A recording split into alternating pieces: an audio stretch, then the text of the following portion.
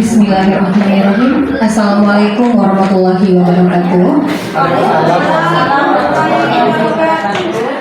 Puji dan syukur kehadiran Allah Subhanahu wa Ta'ala yang telah memberikan rahmat dan karunia kepada kita semua, sehingga kita dapat berkumpul di ruang pertemuan ini dalam acara penyebaran pemahaman dan penerapan pengalaman budaya positif calon guru penggerak angkatan 9 Kabupaten Solok Selatan.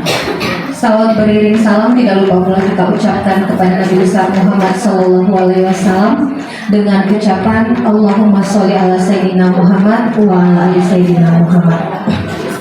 Yang terhormat Bapak Kepala SMA Negeri 6 Solok Selatan, Bapak Idinasti SPD MSI. Yang kami hormati Bapak Ibu Majelis Guru beserta staf TU SMA 6 Solok Selatan. Baiklah Bapak Ibu, kegiatan kita pada pagi hari ini adalah diseminasi budaya positif yang akan disampaikan oleh Ibu Siti Aisyah SOC yang merupakan calon guru penggerak angkatan 9 Kabupaten Solok Selatan. Kepada Ibu Siti Aisyah kami persilakan.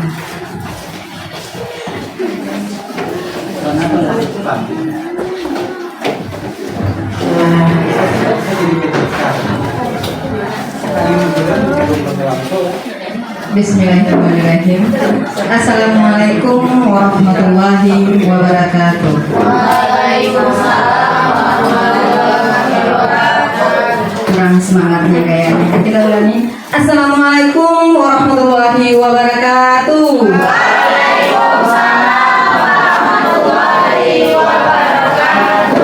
Alhamdulillahirabbil alamin. Wassalatu wassalamu ala asrafil anbiya'i wal mursalin wa ala alihi washabihi rasulillahi ajmain.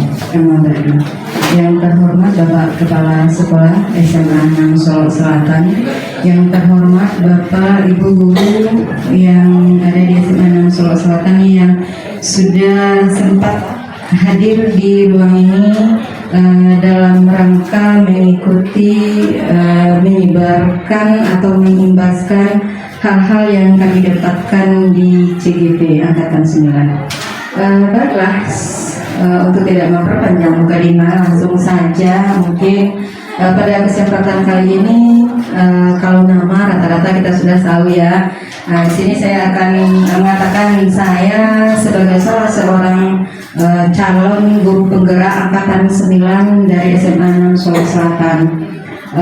Dalam beberapa bulan ini kami sudah mengikuti pembelajaran di dalam guru penggerak, di mana di dalam pendidikan guru penggerak di sini kami memang dituntun dan dituntut untuk bergerak, menggerakkan dan tergerak. Untuk itu hal-hal yang sudah kami dapat mungkin kami sebarkan juga kepada rekan-rekan semua, dan di sini sifatnya sama seperti apa yang dikatakan oleh pembicara yang pertama, bahwasanya kita tidak mengajarkan di sini, tetapi kita sering saja berbagi di mana hal-hal mungkin nanti yang belum sampai kepada rekan-rekan semua, itu yang kami lakukan perpanjangannya. Di mana di sini ada materi yang kami dapatkan tentang budaya positif. Ya, karena semuanya dari kurikulum yang kita pakai pada saat ini, semua kita sudah diwajibkan untuk memakai kurikulum Merdeka Belajar. Jadi apapun yang kami dapatkan di dalam pendidikan kurikulum Merdeka Belajar itu semuanya ya nanti akan ada perbedaan-perbedaan dengan hal-hal yang sudah kita laksanakan selama ini di sekolah. Baiklah, untuk lebih meningkatkan konsentrasi kita, gimana kalau kita ice breaking dulu ya? Kita ini hari sudah siang, habis makan. Kalau kita bikin ice breaking yang banyak gerakan-gerakan, nanti yang di perut keluar lagi ya. Kita yang santai-santai saja, tetapi permainan kita sedikit saja, sampai aja speakingnya sambung kata saja. ya. Sambung kata di mana nanti contohnya seperti ini. Kalau saya mengatakan ibu pergi ke pasar, pasar dipenuhi oleh remaja, remaja pergi ke pasar malam minggu. Nah, kemudian minggu kemarin, nah seperti itu. Jadi nanti siapa yang saya tunjuk itu melanjutkan, yang nanti yang telah melanjutkan menunjuk temannya yang lain. Siapa yang tidak bisa melanjutkan nanti otomatis dia dapat konsekuensi. Ya, tadi di pertama kita sudah katakan tidak boleh memberikan suatu hukuman karena nanti ada perbedaan antara hukuman dengan konsekuensi ya. Kita biasakan seperti itu. Oke, bisa kita mulai speakingnya? Bisa. Ya. Oke, saya akan mulai. Saya berdiri di depan kelas. Kelas saya berada di atas Yuni. Di atas terlihat burung terbang.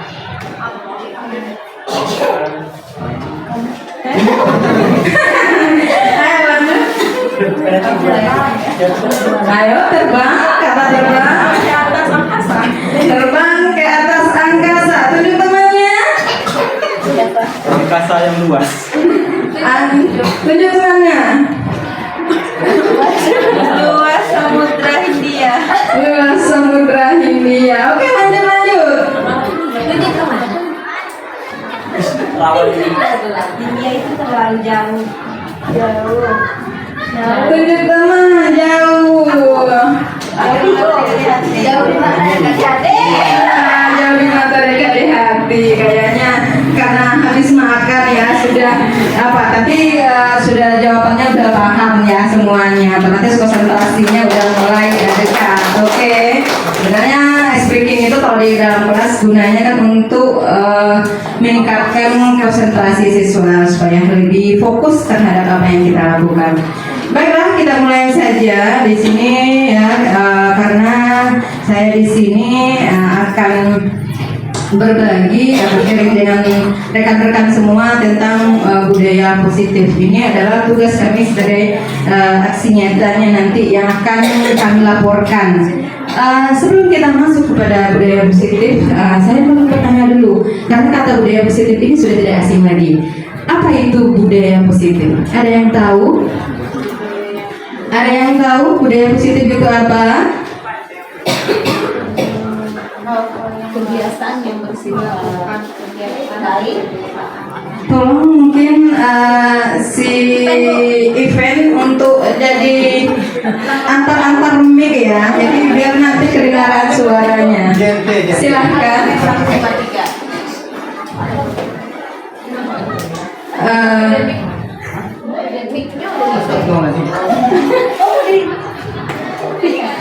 Ya, teknis ya kadang bisa. Itu bukan yang positif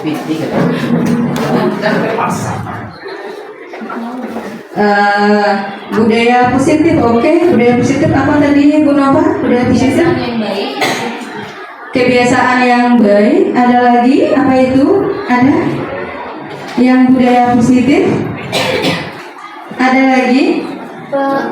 Ya. Perwujudan dari nilai-nilai yang akan kita capai.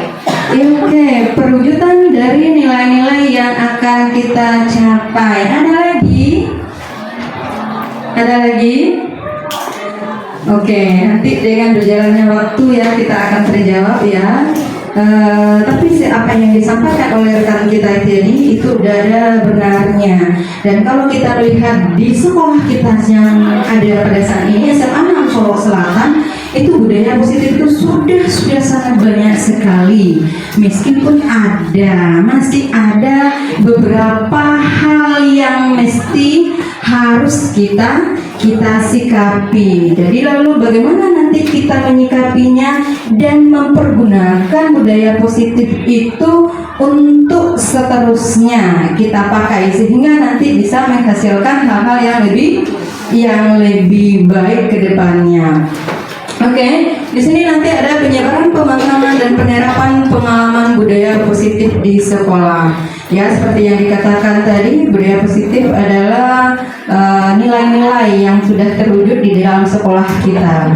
Kita lihat ya, kalau berbicara masalah budaya positif, itu konsep inti dari budaya positif itu yang pertama adalah perubahan paradigma.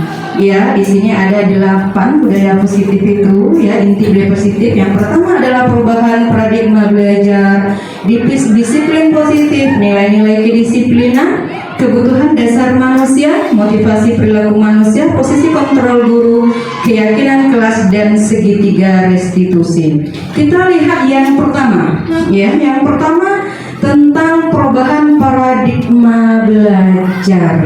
Ya, ini mungkin yang perlu, ya, dimana di sini dikatakan yang perubahan paradigma belajar itu pembelajaran dengan paradigma baru, bahwasanya merupakan pembelajaran yang dirancang berdasarkan prinsip pembelajaran berdiferensiasi.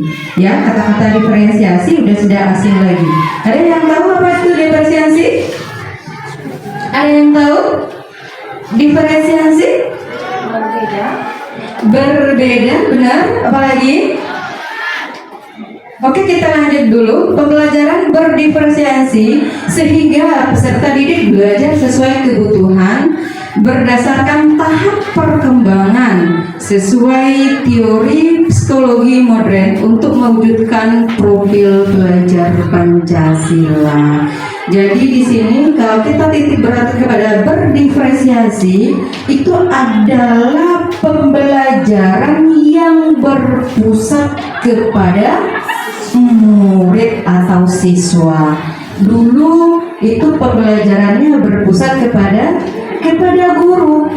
Karena apa? Seperti yang kemarin kita bahas juga, pembelajaran itu dikuasai oleh guru. Guru merasa semuanya dia yang harus menyampaikan, sehingga sistemnya tidak lagi pembelajaran yang sifatnya mendidik, memberikan atau menanamkan nilai-nilai kepada siswa, tetapi sudah merupakan pentransferan nilai, dikuasai semuanya oleh guru, ya. Nah, itu yang harus kita rubah. Jadi di sini, ya, yang harus kita rubah itu, kalau dulu pembelajaran kita itu pusatnya kepada kita sebagai guru, sekarang dipusatkan kepada siswa, ya. Jadi siswa yang lebih banyak, yang lebih aktif dalam pelaksanaan pembelajaran itu, ya, seperti apa yang dikatakan oleh rekan kita yang pertama tadi, Eta, ada ya miskonsepsi tentang teori kontrol yang sudah terjadi selama ini,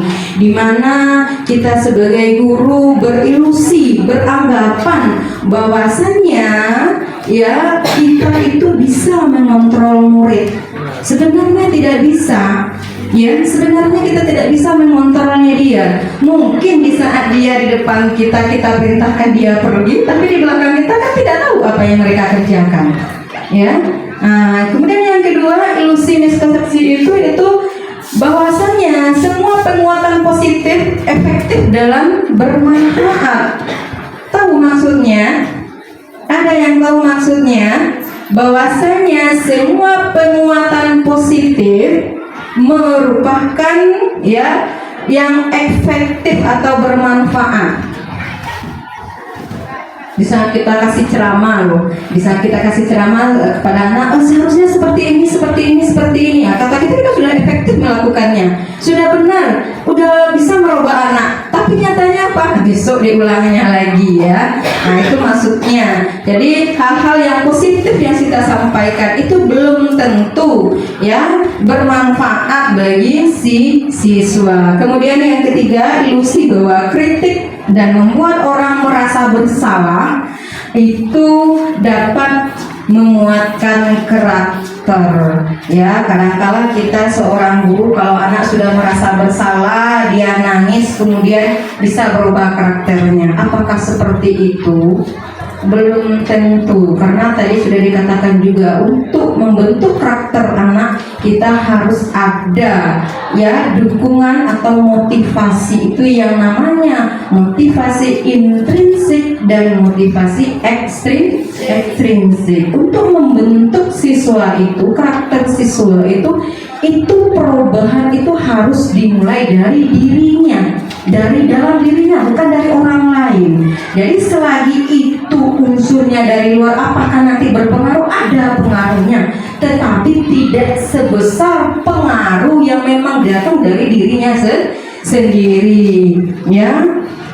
Seperti itu. Makanya tadi katakan gimana dengan hukuman, karena kita banyak ya sekarang ini, rata-rata kita, bukan kamu atau saya, tapi kita pada umumnya sekarang memposisikan diri kita itu banyak sebagai penghukum. Ya, kenapa? Karena kita merasa berhayal, merasa kalau membuat siswa itu merasa bersalah, itu sudah nanti akan merubah karakter mereka. Bukan seperti itu sebenarnya.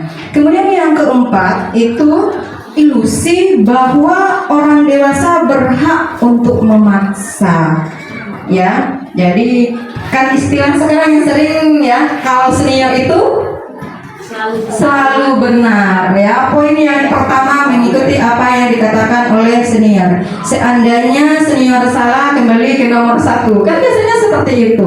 Nah, itu tidak jauh juga yang dimaksud di ilusi bahwa orang dewasa berhak untuk memaksa. Begitu juga bahwasanya kita sebagai guru merasa kita bisa menguasai murid-murid kita, karena dia kan masih kecil dari kita lebih besar, jadi kita yang menguasai. Nah, jadi ilusi-ilusi seperti itulah yang terjadi. Dan untuk itu, maaf ya, ini seperti apa, di dalam slide-nya ada ya, Lari. Dari hal itu maka kita harus ada perubahan nanti. Dari hal-hal yang telah kita mengatakan ilusi yang seperti apa tadi, kita akan mengubah paradigma stimulus respon tadi ya, yang salah itu kepada pendekatan teori kontrol. Ini sudah dijelaskan juga tadi. Pertama, bahwasannya realita kebutuhan kita sama, tidak sama ya. Jangankan anak kita yang ada di dalam kelas itu 30 orang, orang tuanya juga 30 orang, kita saja yang 2 orang, satu produksi ya, ibu bapak yang sama, keluar dari produk yang sama, itu sudah berbeda, tidak bisa disamakan. Apalagi nanti ya yang tidak sama, berbeda-beda. Jadi kita harus, di teori kontrolnya adalah realita kebutuhan kita itu berbeda. Jadi antara kita dengan siswa itu berbeda. Jadi kita harus mulai menyadari hal itu.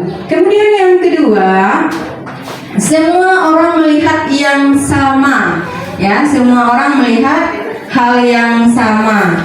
Nah, itu sedangkan kita berbeda, udah tahu kita berbeda, ya berbeda cara penglihatan kita dengan siswa. Apalagi zaman kita berbeda dengan mereka. Kita hidup di zaman apa? Kalau kita hidup, pada saya sudah hidup sih di zaman HP, tapi HP belum seperti sekarang. Kalau sekarang HP itu setiap kita punya HP, ya. Kalau dulu HP itu adalah sesuatu yang sangat eksekutif sekali. Jadi sulit orang yang mendapatkannya. Kalau melihat orang pegang HP, wah mantap sekali, bisa bicara sendiri kayak orang gila kayak gitu kan. Sekarang nggak seperti itu lagi zamannya.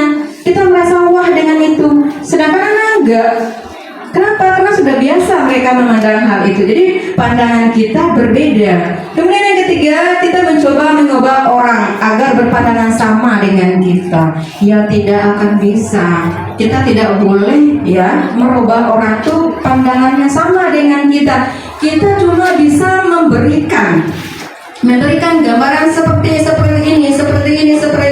Ya silakan kepada mereka bagaimana cara mereka menyikapinya. Ya.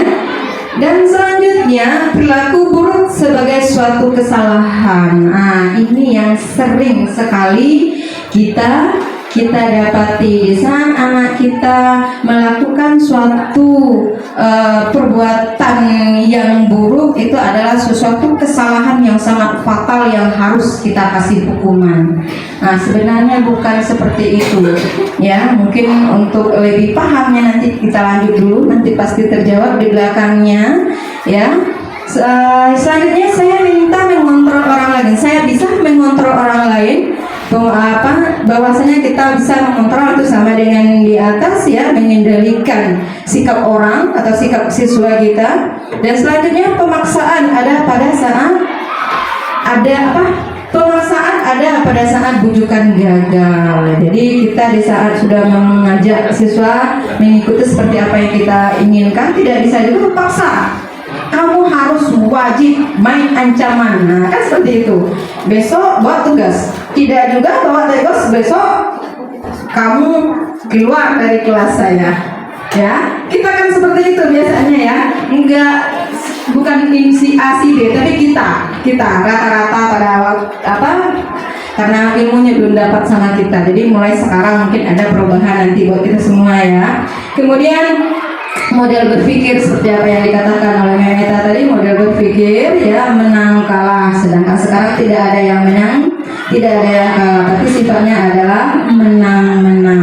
Apapun sikap keputusan nanti yang kita ambil itu ada nilainya ya, jadi tidak ada yang salah, tidak ada yang menang juga, tapi sifatnya adalah menang-menang ya, model berpikir menang-menang. Kemudian disiplin positif. Lalu bagaimana caranya kita menegakkan disiplin positif itu? Ya, makna kata disiplin ya, itu ketika mendengar kata disiplin apa yang terbayang di pikiran kita? Ya. Kebanyakan orang menghubungkan kata disiplin dengan tata tertib, teratur ya, dan kepatuhan pada peraturan. Kata disiplin juga sering dihubungkan dengan hukuman.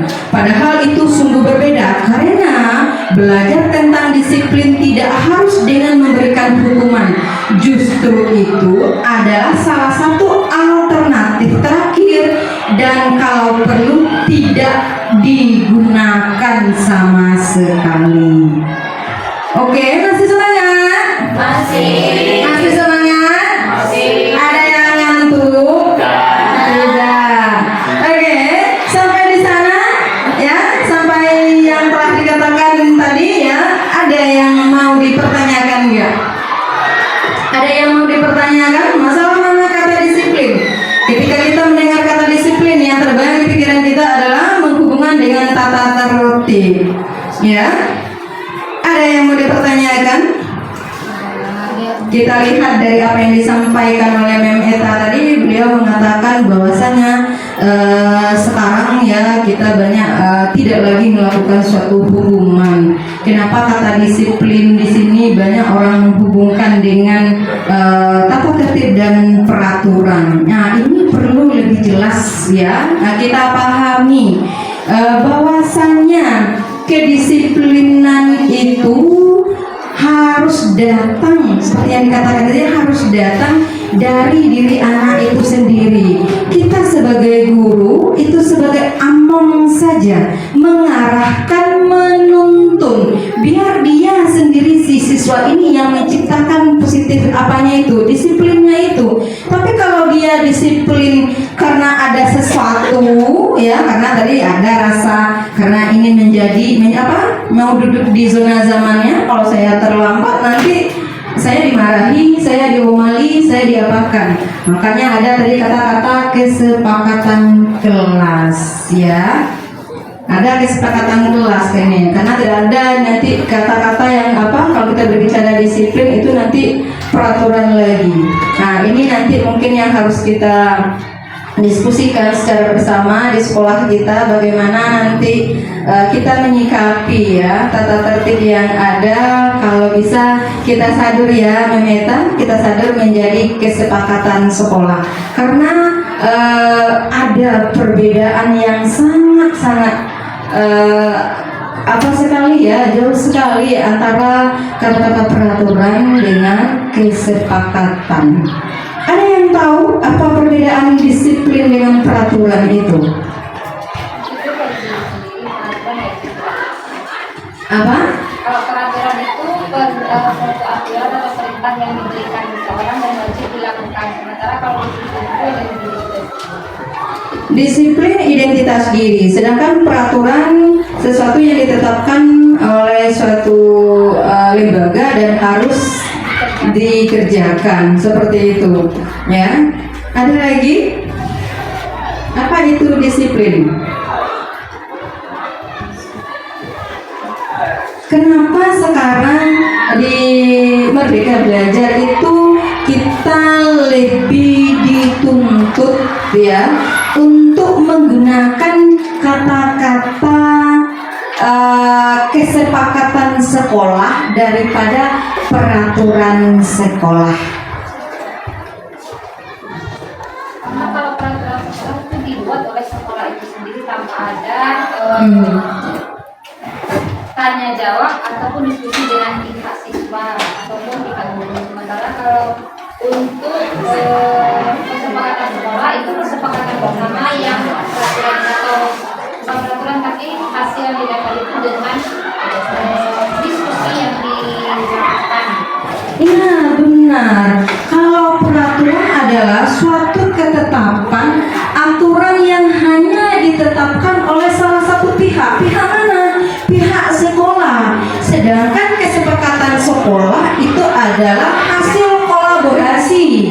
Hasil kolaborasi antara semua anggota sekolah itu sendiri, baik itu siswa, guru, kepala sekolah, semua yang terkait di dalam sekolah itu, di dalam instansi itu, itu yang memusyawarahkan sehingga terciptanya suatu kesepakatan. Sehingga di kesepakatan ini tidak ada lagi yang namanya hukuman, tetapi nanti yang ada namanya adalah konsekuensi. Kalau memangnya ada konsekuensi, apa yang membedakan antara konsekuensi dengan hukuman?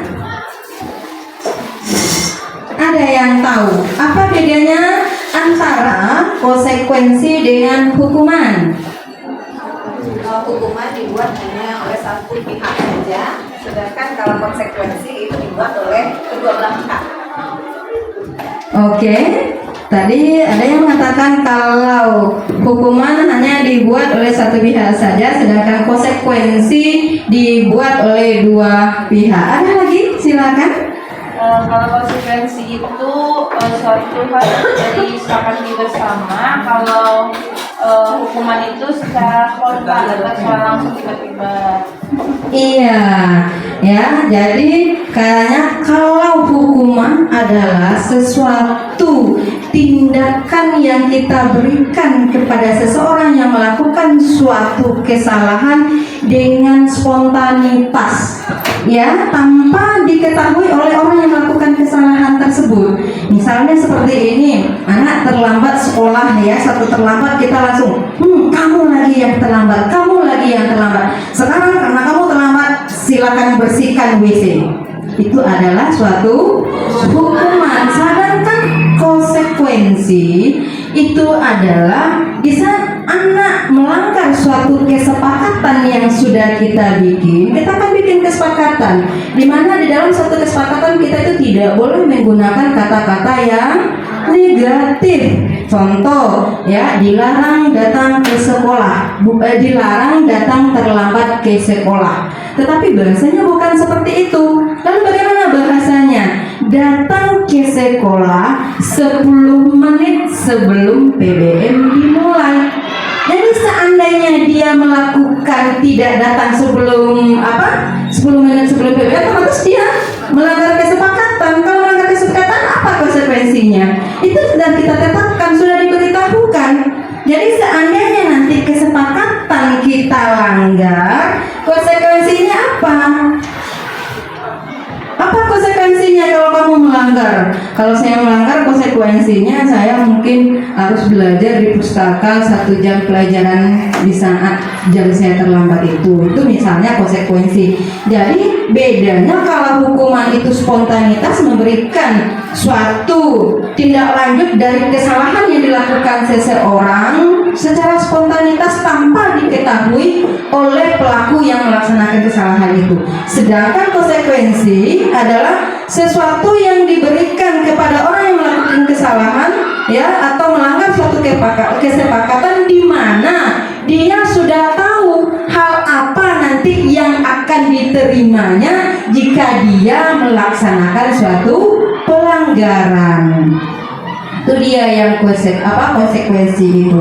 Jadi dia udah tahu, kalau saya tidak datang 10 menit sebelum PBM dimulai, otomatis saya nanti akan belajar ini di pustaka. Jadi sudah tahu dia apa yang akan dia dapatinya kalau dia melanggar kesepakatan. Nah, itu perbedaannya hukuman dengan konsekuensi. Ya, jadi kita kembali lagi kepada disiplin positif di sini, di mana kalau kita melihat dari apa yang dikatakan oleh Bapak Ki Hajar Dewantara, menyatakan bahwa untuk mencapai kemerdekaan atau dalam konteks pendidikan kita saat ini, untuk menciptakan murid yang merdeka, syarat utamanya adalah harus ada disiplin yang kuat, yaitu disiplin diri yang memiliki motivasi internal. Itu motivasi yang ada di dalam dirinya, bukan dari luar. Karena apa? Karena itu akan digunakan, akan melekat di diri anak sampai nanti dia keluar dari sekolah ini. Jadi kita membentuk anak kan bukan untuk saat ini, ya.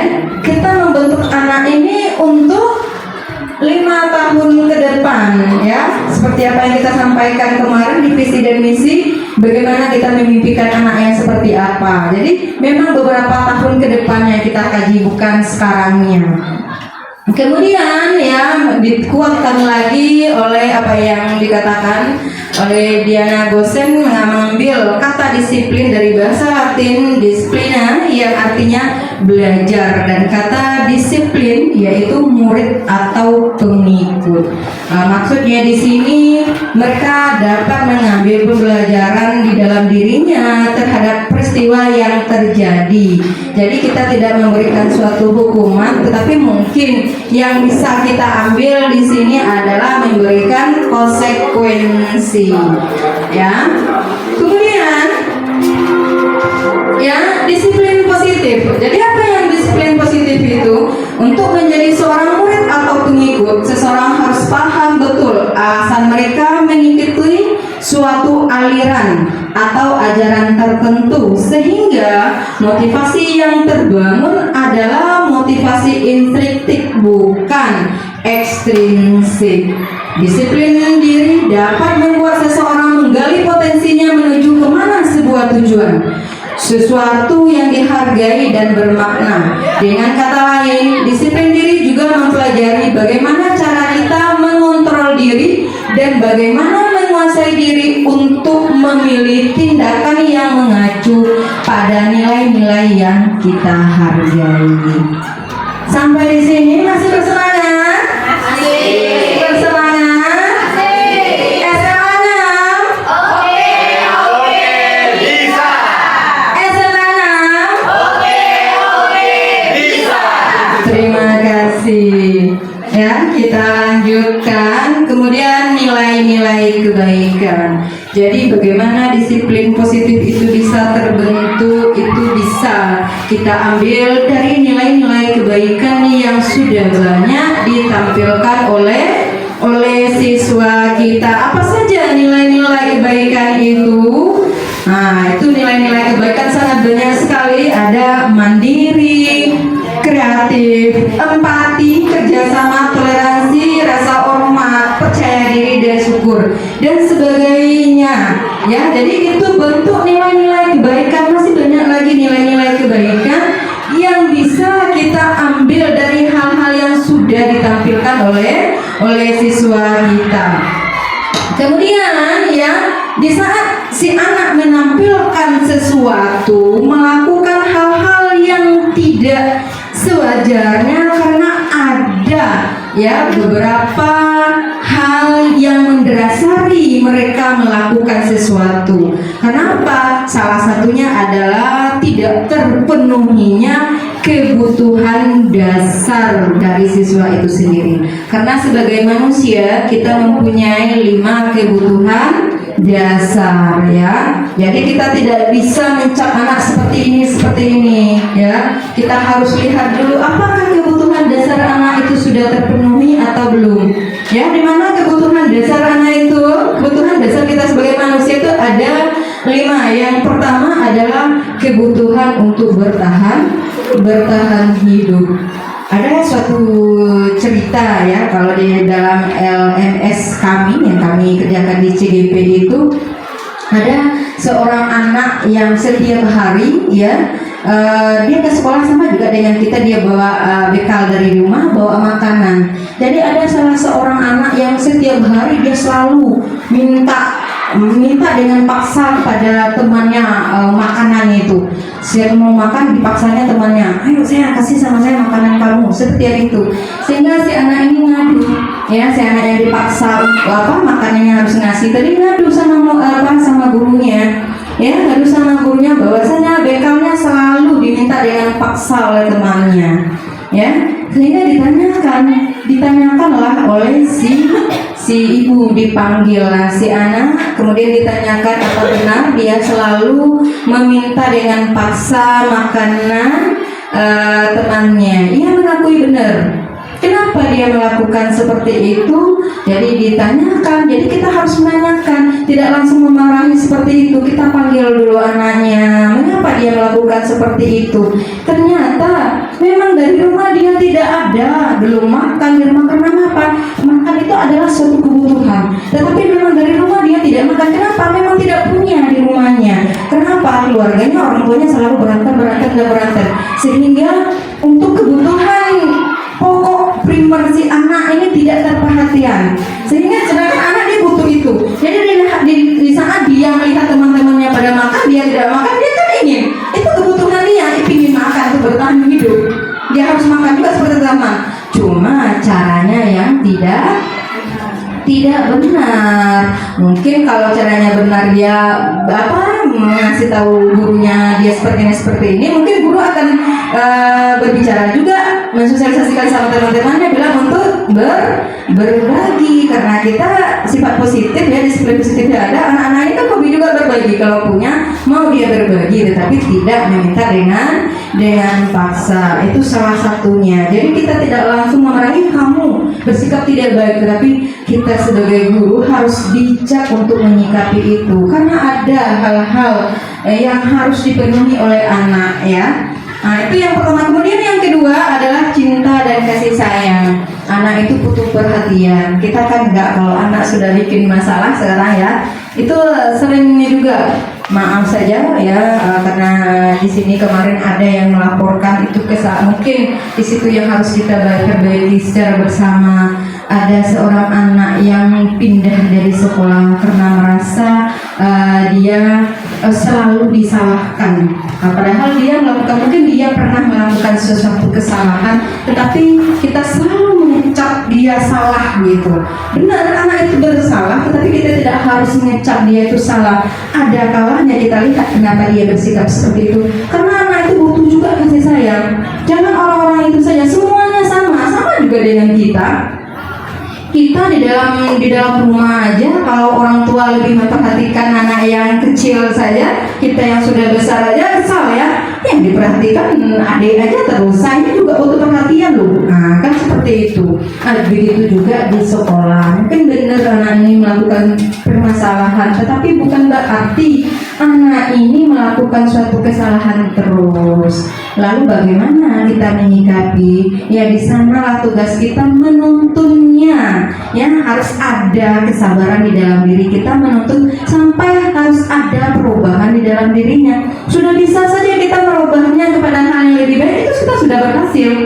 Karena tingkat keberhasilan itu tidak bisa disamakan.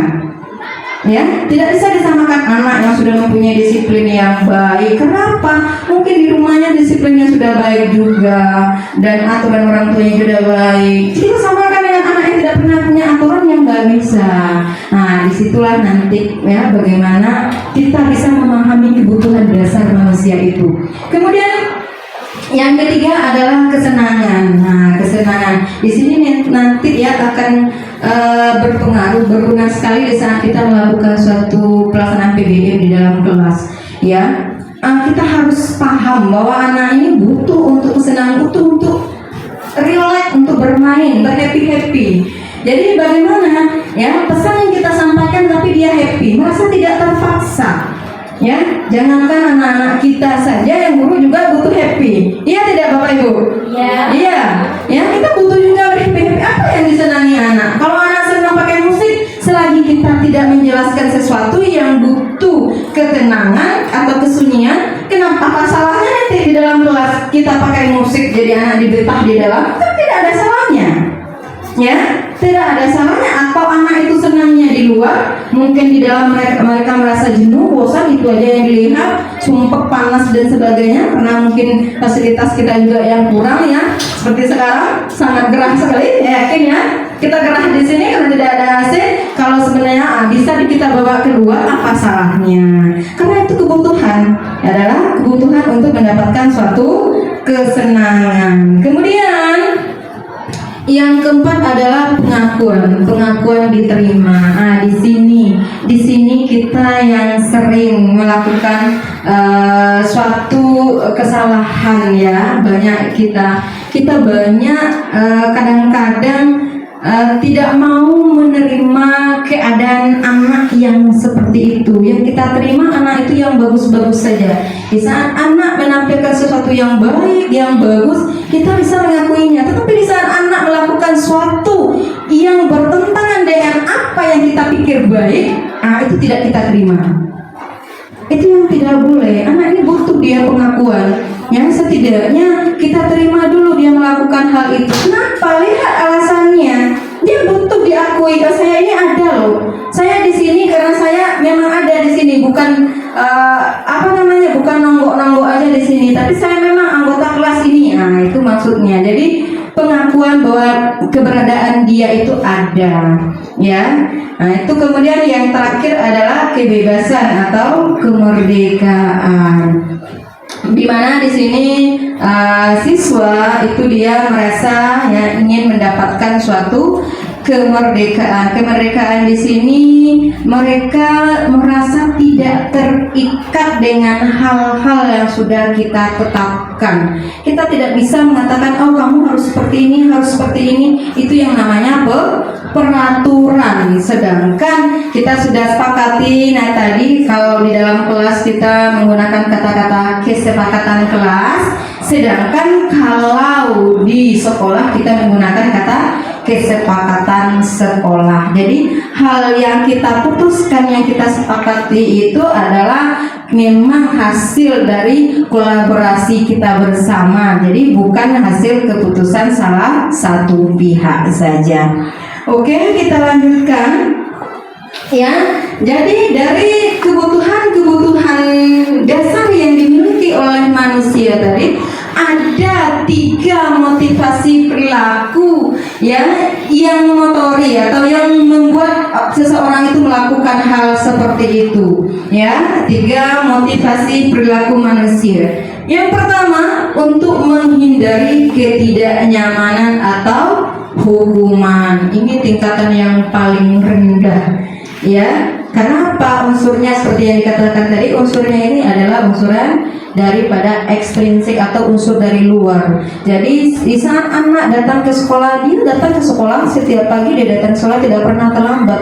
Tetapi di dalam dirinya dia datang ke sekolah itu alasannya bukan untuk menjadikan oh inilah karakter saya datang terlambat karena saya ingin mendisiplinkan diri saya sendiri, karena ini nanti berguna bagi saya di kedepannya, seperti itu. Tapi alasan mereka itu saya harus datang tepat waktu, saya tidak boleh terlambat. Kenapa?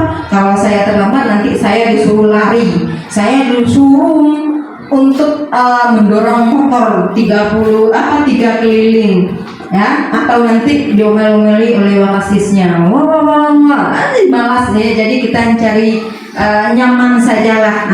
Cari zamannya ya di sana lah. Jadi alasannya itu sudah tidak lagi bagus. Ini tingkat yang paling rendah. Kemudian tingkat yang selevel di atas itu ya, itu adalah untuk mendapatkan imbalan dan penghargaan dari orang lain.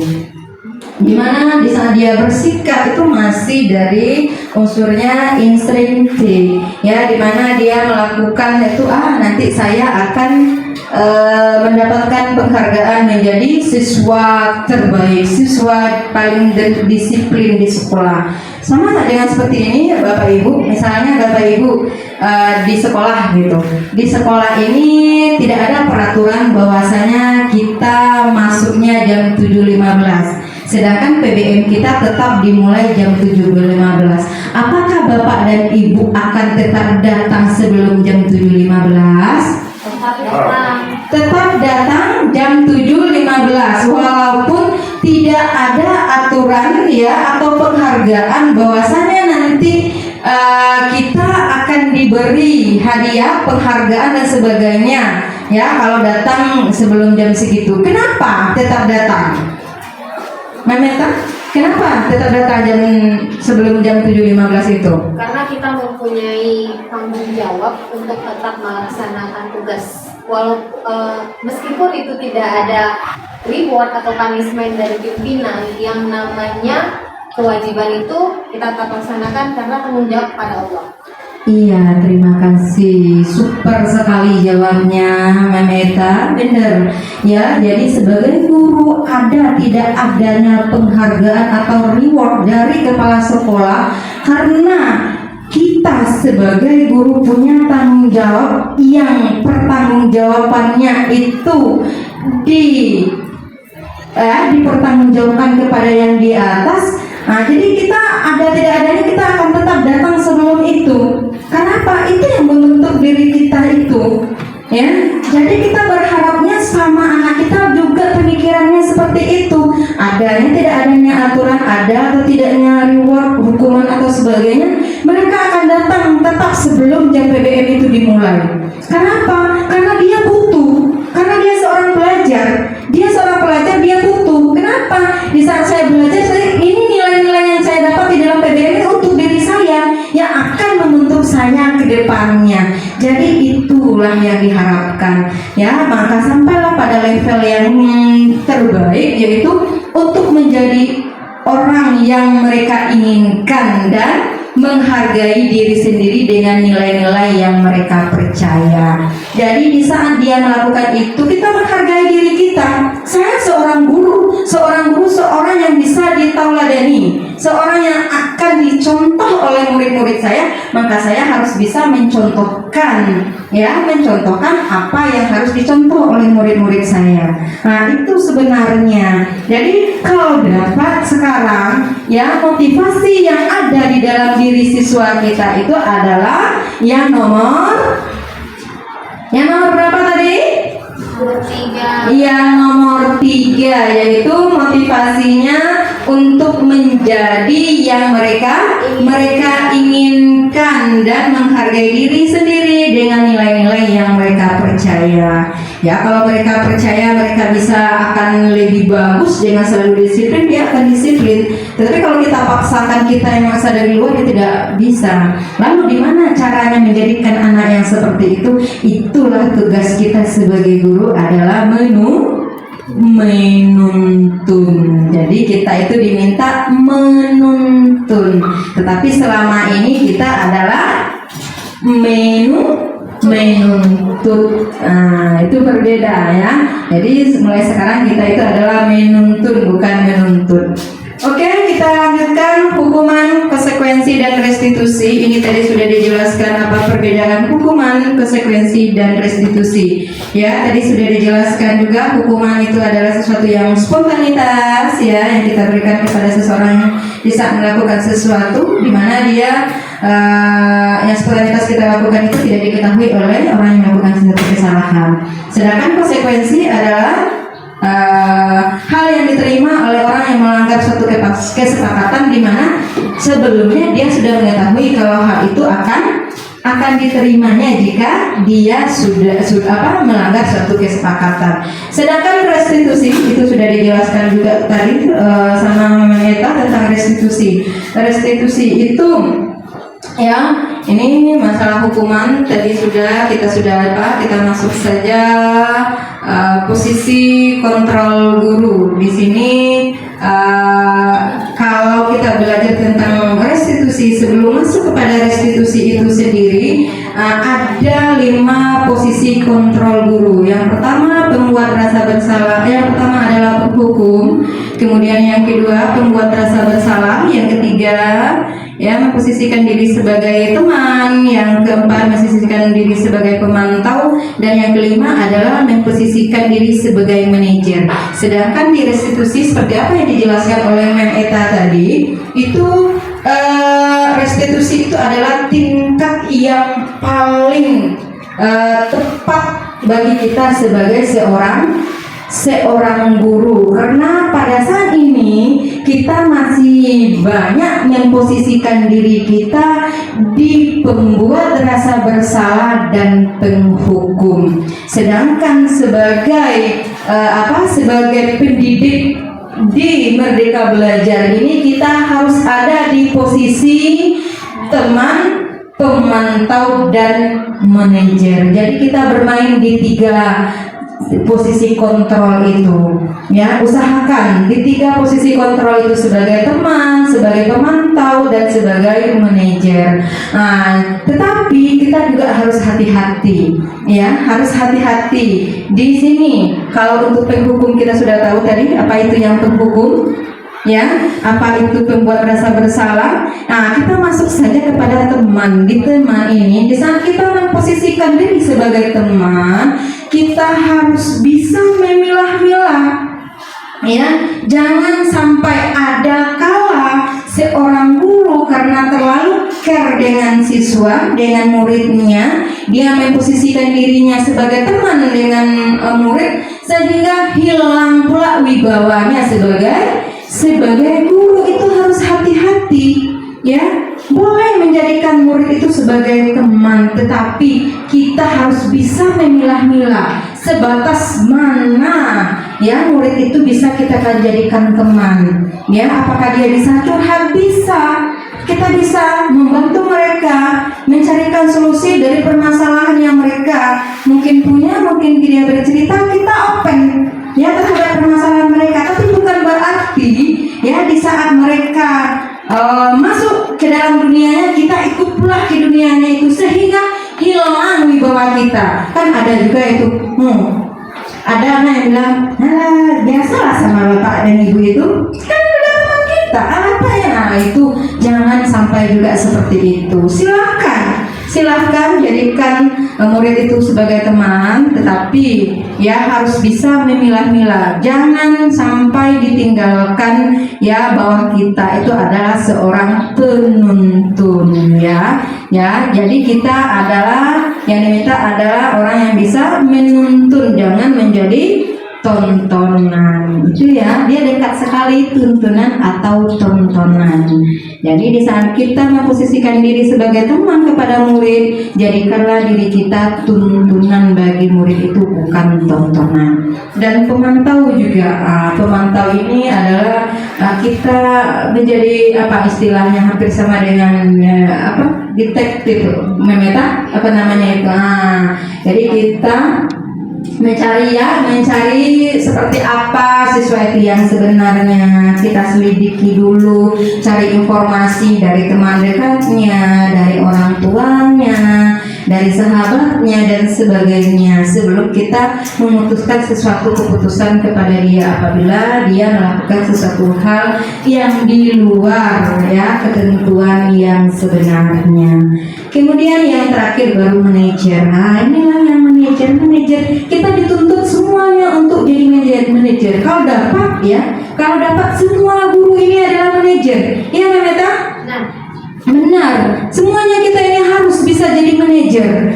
Jadi kita tidak langsung saja, karena di dalam hukum pun, ya, di dunia pengadilan itu, di dunia hukum itu ada juga, masih ada di sana prasangka tak bersalah. Apalagi kita di dunia pendidikan, kenapa kita langsung saja kasih hukuman, ya? Itu yang tidak boleh langsung saja. Nah, jadi ini yang harus kita lakukan perubahan. Jadi paradigma lamanya seperti apa, yang baru seperti apa, itu mungkin perubahan-perubahan yang harus kita lakukan, ya, yang harus kita lakukan di budaya positif ini. Dimana ini dia tadi penjelasan dari posisi kontrol tadi, ya. Ini contoh-contohnya sebagai berhukum. Ya, kalau sebagai berhukum di sini ada contohnya kata-kata yang kita sampaikan kepada anak, ya. Seorang penghukum bisa menggunakan hukuman fisik maupun hukuman verbal. Ya, orang-orang yang menjalankan posisi berhukum senantiasa mengatakan bahwa sekolah memerlukan sistem atau alat yang dapat menaikkan murid-murid lebih dalam lagi. Guru yang menyerahkan posisi berhukum akan berkata, patuhi aturan saya atau awas. Nah, harus ikuti guru, kalau tidak awas nanti, ya kan, seperti itu. Kamu selalu saja yang melakukan kesalahan, atau pasti selalu kamu yang melakukan. Itu namanya penghukuman, ya. Kemudian pembuat rasa bersalah, ya, itu kalau guru yang memposisikan dirinya sebagai seorang yang membuat bersalah, itu ada kata-kata ya, contohnya, ibu sangat kecewa sekali dengan kamu. Ibu sangat kecewa sekali dengan kamu. Kemudian ya, posisi sebagai teman, ayolah bantulah demi bapak ya. Itu udah apa? Ayo mari kita kerjakan demi kita bersama. Itu kan udah lebih pas ya, sehingga tidak menekan siswa. Apakah di sini di posisi inilah kita boleh meletakkan gitu. Seharusnya ya. Kemudian yang keempat adalah pemantau ya.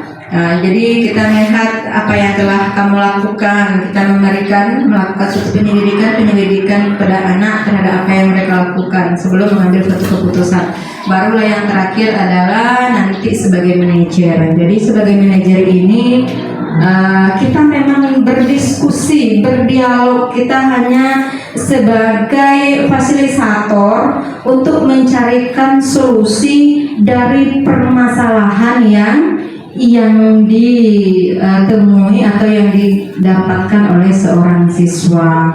Jadi di sini nanti kita nanyakan dia yang menceritakan permasalahannya seperti apa, lalu keinginan dia seperti apa seharusnya yang akan kita lakukan, kemudian bagaimana nanti solusinya itu bisa menyenangkan bagi semua pihak yang berkaitan dengan itu, ya.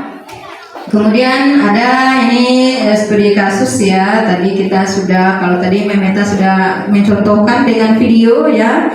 Rata-rata kita sudah paham mungkin karena yang ini studi kasus saja yang sudah kita apakan. Di sini tadi lagi ya. Dari permasalahan-permasalahan kita akan masuk kepada pembentukan keyakinan kelas. Kalau biasanya kita kan menggunakan peraturan. Nah, seperti yang sudah dikatakan, kenapa kita harus menggunakan kata-kata keyakinan bukan peraturan?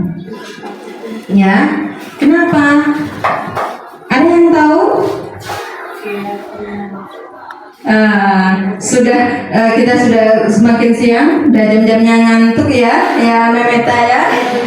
Mungkin kita langsung saja ya. Kalau peraturan tadi itu adalah sesuatu kesepakatan, sesuatu yang diputuskan oleh salah satu pihak di dalam suatu lembaga. Sedangkan kesepakatan adalah kolaborasi, hasil kolaborasi antara semua pihak yang terkait di dalam lembaga itu, sehingga semuanya merasa itu adalah hasil keinginan mereka, bukan hasil dari orang lain. Nah, itulah perbedaannya nanti. Jadi itulah yang disebut dengan pembentukan keyakinan kelas, di mana nanti dalam pembentukan keyakinan kelas ini kalau walas ya, yang jadi walas, ini yang pertama nanti ya, yang harus dikerjakan pertama membentuk keyakinan kelas. Keyakinan kelas ini tidak boleh melebihi dari 7 item. Kenapa? Karena keyakinan kelas ini yang akan diikuti ya. Kalau terlalu banyak tidak terikuti nanti. Nah, itu yang pertama, tidak boleh melebihi, sifatnya abstrak ya, di mana nanti dalam pernyataan juga tidak boleh menggunakan kata-kata negatif. Nah, harus menggunakan kata-kata positif seperti tadi datang ke sekolah 10 menit sebelum PBM dimulai. Kemudian ya meletakkan sesuatu pada tempatnya, memakai kostum sesuai dengan kesepakatan sekolah. Jadi tidak lagi harus memakai pakaian rapi sederhana, tidak ada kata-kata harusnya lagi, tetapi memakai kostum sesuai dengan kesepakatan sekolah. Mungkin seperti itulah bahasanya. Ya, jadi nanti caranya ya seperti yang kemarin kita lakukan di visi dan misi, ya, diskusikan bersama, bagikan kertasnya mungkin. Siapa nanti kesepakatan seperti apa yang akan kita inginkan, tulis di sana, kemudian kita tempelkan di depan. Oh, nanti dibaca mana yang sama, kita jadikan satu. Tujuannya sama, bahasanya berbeda, kita jadikan satu. Sampai nanti kita putuskan, oke, ini kesepakatan kelas kita bersama ya. Kalau kita kesepakatan, nanti kita akan bikin pula konsekuensinya. Kalau kesepakatan kelas kita sudah bikin, konsekuensinya seperti apa? Seandainya kita tidak bisa melaksanakan kesepakatan kelas ini, apa konsekuensinya? Juga kita yang putuskan bersama, sehingga di saat siswa atau murid kita melakukan suatu kesalahan atau pelanggaran terhadap kesepakatan yang ada, dia merasa tidak dihukum oleh kita, tetapi memang itulah konsekuensi dari diri dia dan yang datang dari dia dan kembalinya kepada dia atau mereka. Dan kemudian segitiga restitusi seperti apa yang dikatakan ini sudah dijelaskan juga tadi, di mana segitiga restitusi adalah suatu dialog yang dijalankan oleh guru agar dapat menghasilkan murid yang mandiri dan bertanggung jawab. Ya, di mana prosesnya tadi juga sudah dijelaskan, menstabilkan apa yang menstabilkan identitas itu. Atau masih ada yang ragu tentang restitusi segitiga? Tidak, alhamdulillah, boleh kita lanjutkan. Udah, mungkin ya kita sampailah pada penghujung dari kegiatan ini, di mana dalam penerapan program disiplin positif hendaknya guru memiliki standar kepribadian profesional dan sosial yang baik, di mana guru mampu merefleksi dirinya dalam posisi kontrol saat ini. Bagaimana perjuangan diri kita sebagai among atau manajer yang menuntun murid-muridnya menjadi insan yang mandiri, merdeka, dan bertanggung jawab sesuai dengan standar pendidikan nasional. Baiklah Bapak Ibu, mungkin itu yang dapat kami bagikan, khususnya saya bagikan dengan rekan-rekan semua. Semoga ini bisa bermanfaat dan bisa kita aplikasikan dari sekolah kita. Mudah-mudahan kita bisa menghasilkan murid-murid yang benar-benar merdeka untuk selanjutnya. Saya akhiri ya, mungkin kalau yang baik itu datangnya dari yang di atas, kemudian kesalahan datangnya dari saya, karena saya manusia tidak luput dari kesalahan. Untuk itu saya mohon maaf. Saya akhiri dengan wabillahi taufiq wal hidayah. Assalamualaikum warahmatullahi wabarakatuh.